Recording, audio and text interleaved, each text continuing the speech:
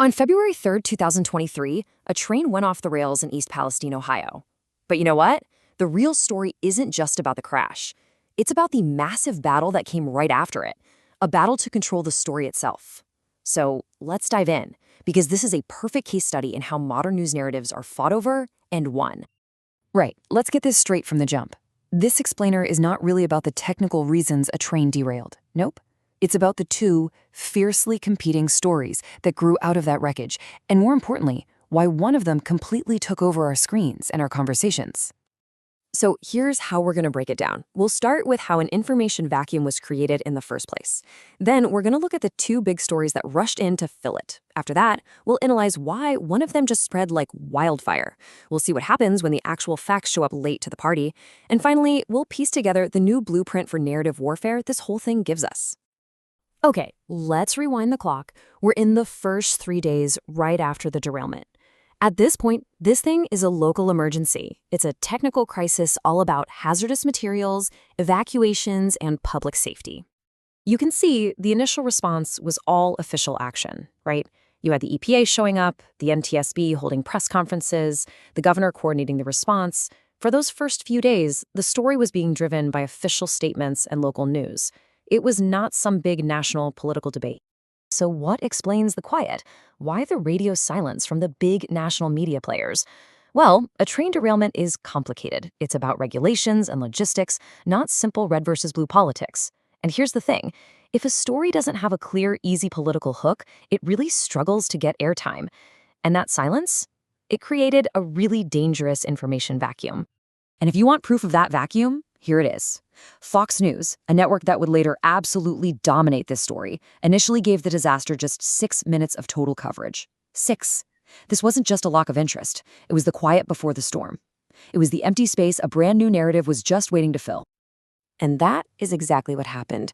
About 3 weeks after the actual derailment, the first major national story finally burst onto the scene.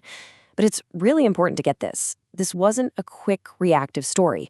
It was a delayed, calculated, and highly strategic effort. And the way this news story was framed was, well, incredibly direct. This quote from Tucker Carlson really gets to the heart of it.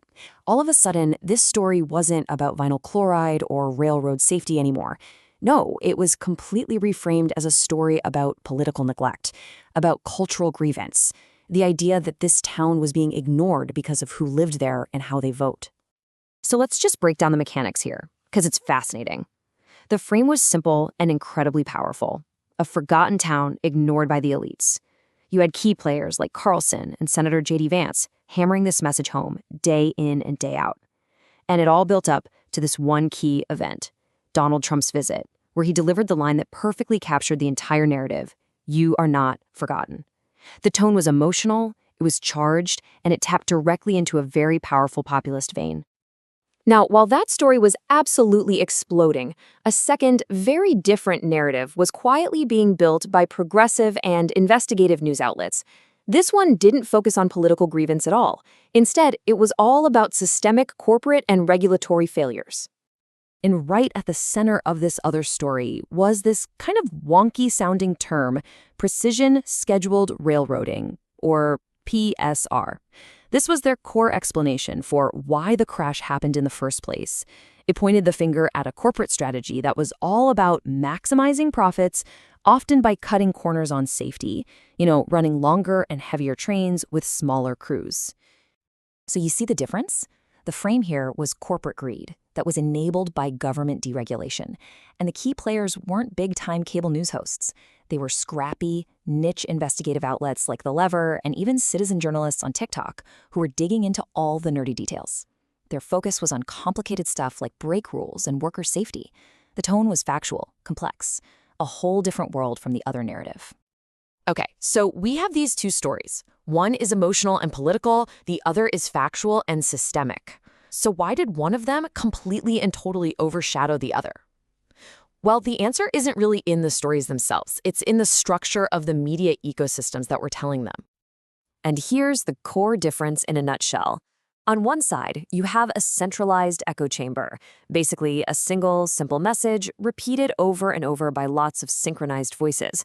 On the other side, you have a decentralized network with many different individual voices all telling related but separate and often complex stories. This table really just lays it all out. The right-wing story was centralized and emotional, and it was perfectly designed for rapid saturation across a symbiotic network of politicians and media personalities. They all work together.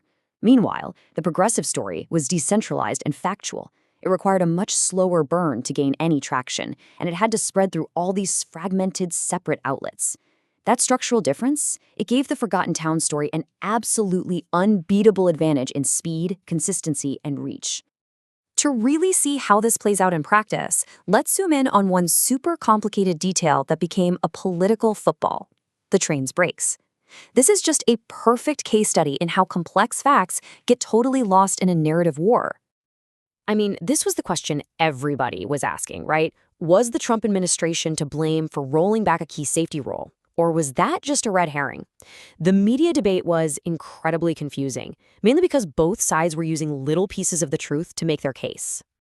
The actual history here is, well, it's messy.